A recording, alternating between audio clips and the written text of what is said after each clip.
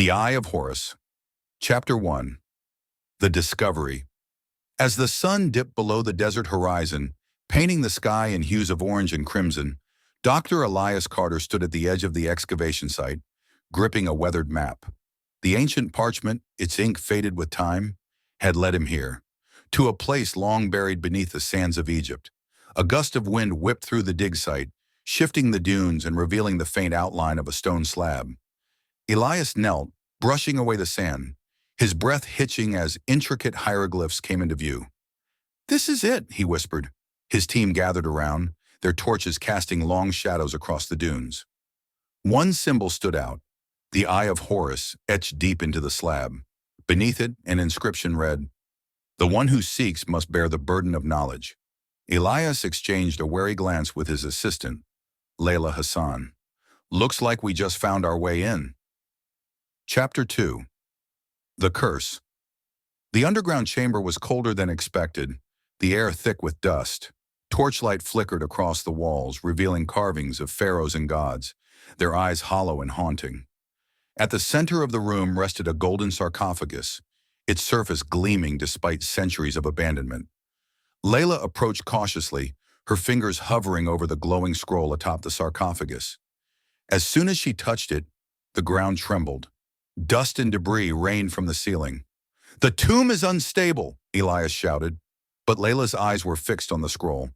The hieroglyphs shimmered, rearranging before her eyes. A whisper filled the chamber, a voice neither human nor earthly.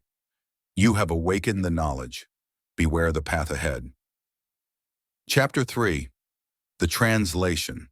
Back at the archaeology lab, Layla worked tirelessly under the dim glow of a desk lamp.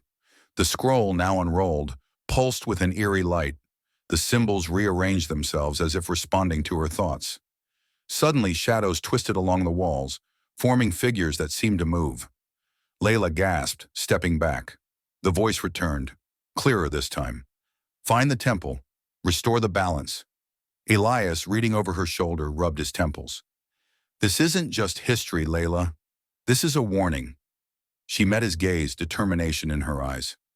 "Then we better listen." Chapter 4. The Temple. They found it buried beneath shifting dunes, a hidden temple, its entrance adorned with massive carvings of the Eye of Horus. The moment they stepped inside, an unnatural silence enveloped them. Hieroglyphs covered the walls, glowing faintly as they passed. The deeper they went, the more the symbols seemed to pulse, as if the temple itself was alive. At the heart of the structure, on an ancient stone pedestal, rested a golden amulet, the Eye of Horus. Its glow was mesmerizing, its power undeniable. Layla reached out, hesitant.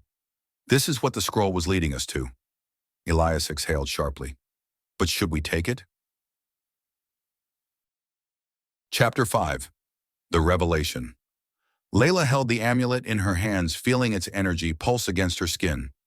A vision consumed her, cities rising and falling, rulers waging wars, and an endless cycle of destruction and rebirth. The Eye of Horus was not just an artifact, it was a key. She gasped,